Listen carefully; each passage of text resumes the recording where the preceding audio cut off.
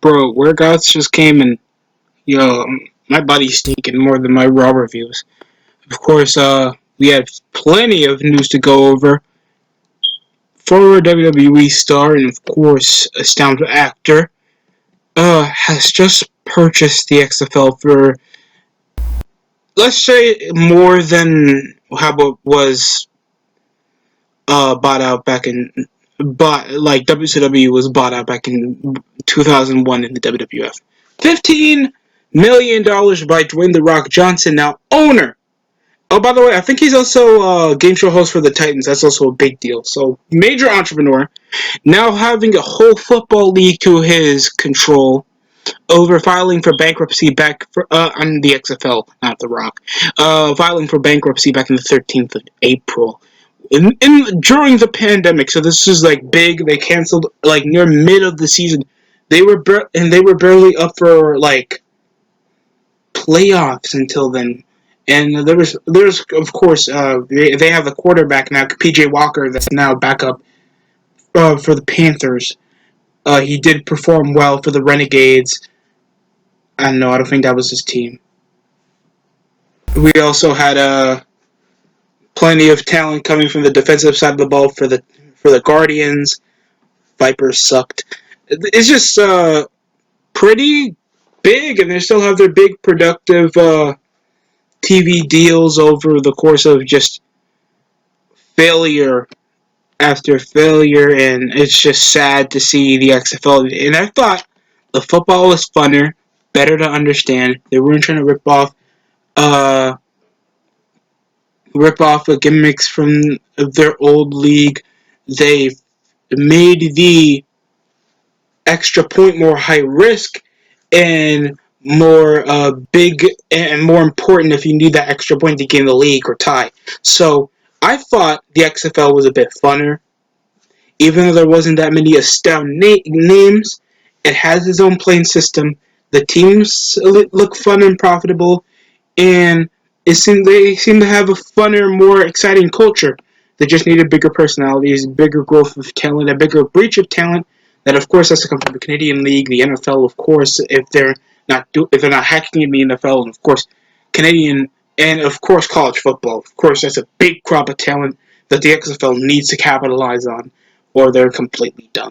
And it's big, especially coming from a football guy like The Rock that also had his that also is notable in a collegiate level, high level, has the bankroll to help out the XFL off the time being after it got bought out. This is, I think, this comes with at least some sources of, not knowing what in the hell The Rock got himself into, because the football business is as big, is more competitive, more constructive. It's literally, you have to be the most active guy when it comes to making your own football league. And it seems like, isn't Andrew Luke's father still hot? I don't know if he's still going to be mixed in over the league, thanks to, tried to lawsuit the owner of the football league itself over legal reasons. I just, it's just big news, in my opinion. I'm obviously concerned with The Rock's financial decisions. Like, I don't know if this is like a big double-edged sword, because The Rock, I know he's with his own game show. The guy is an entrepreneur. The guy obviously is a student actor. That doesn't sum up to owning your own major homegrown business. Like Vince, as much as we gave him crap back in 2001 owning his own business, WWE was as mainstream as it got, has its own homegrown talent, has its own pop. And the majority of wrestling fans were also football fans.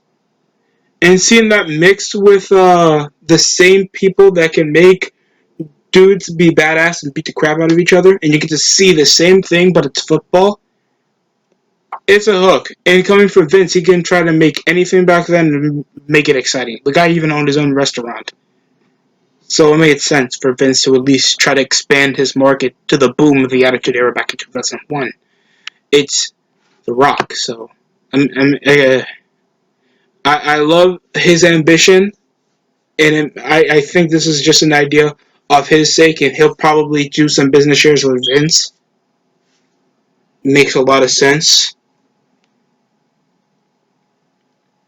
And this is over Vince literally firing Oliver Luck just April 9th. Like, just days before it filed for bankruptcy when he was seeking $23 million off the lawsuit. So this got everybody so excited. Am I excited? Yep. I just want to see XFL back. I want to root for the Guardians again. Because there has to be at least one good New York team for me to root for. I swear.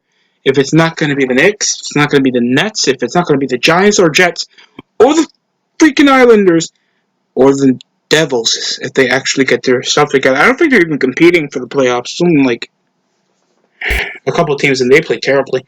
So, yeah, this really big news is going to be great coming in the near future. There has to be at least a few weeks where there has to be big updates, big news on the core system of the season, that they're even going to continue the 2020 season over near the fall because of how many players have been signed off to the NFL, freelance contracts. If any of these guys going to be completely football ready after missing like 6 months of action. The NFL, they have until the fall while the pandemic break through over the spring. So that was way after the Super Bowl. So they have a lot of time on their hands staying home, getting conditioned right, still getting their film on, while literally the XFL was an alternative over to the NFL, played over to the springtime after the Super Bowl. So get that through your head how other players are going to feel. So I don't know if I don't think they're going to continue the season.